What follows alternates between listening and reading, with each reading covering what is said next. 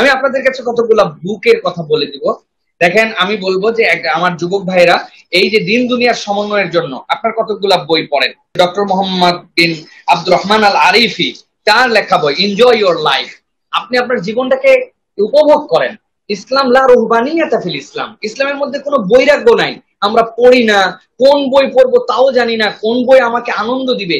ইসলামের এখানে যে সৌন্দর্যটা তিনি উল্লেখ করেছেন, সুবহানাল্লাহি বিহামদি, জীবনকে উপভোগ করেন। সুবহানাল্লাহ। অনেকে বলে উপভোগ, মুসলমানের জীবন আবার উপভোগ কেমন করে হয়? জি, মুসলমানের জীবন হচ্ছে এনজয়ের জীবন। একজন মুসলমান যখন তাহাজ্জুদে দাঁড়ায়, সে যে এনজয় করে। আরে আপনার সমস্যার সাথে আপনার প্রাপ্তির দূরত্ব কতটুকু জানেন? কতটুকু? আপনার যে একটা সিভিয়ার প্রবলেম যার উপরে আপনার প্রবলেম হয় না, এই প্রবলেম থেকে আপনার সমাধানের দূরত্ব কতটুকু?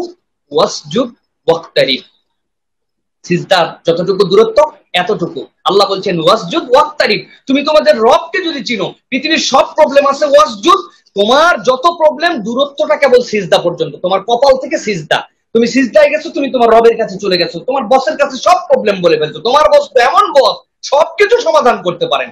এর নাম জীবনকে উপভোগ করা, সালাদকে উপভোগ করা। সুতরাং এরকম একটা বই আপনাকে পড়ার জন্য চেষ্টা করতে হবে। এরপরে আপনাদের জন্য আরেকটা বইয়ের কথা বলবো, ডক্টর মোহাম্মদ আলী আল হাশিমির লেখা বই। এটা হচ্ছে আদর্শ মুসলিম, তার ব্যক্তিত্বের স্বরূপ।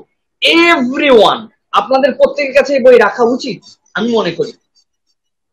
ডক্টর মোহাম্মদ আলী আল হাশিমির লেখা বই, আপনারা এই বইটা পড়ার চেষ্টা করেন। আপনারা এই বইয়ের মধ্যে অসাধারণ, আপনার একজন মানুষের আদর্শ মুমিনের এবং তার ব্যক্তিত্বের স্বরূপ কি হবে।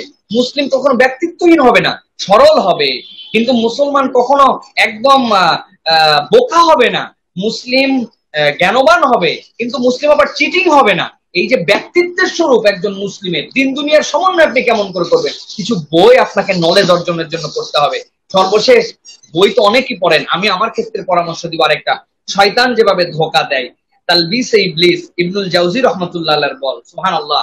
আপনি আপনার জীবনের পাথেও খুঁজে পেয়ে যাবেন শয়তান যেভাবে আপনাকে ধোঁকা দেয়। ইবনুল জাওজির লেখা বই, এই বইটা পড়েন আপনি, তাহলে এই যে আমাদের পাপ ইসলায় যায়, আমাদের ফ্রি মিক্সিং এর যুগ চলে আসছে, সমকামিতার যুগ চলে আসছে, নানান ধরনের বিপদগামিতা আমাদের সামনে চলে আসছে।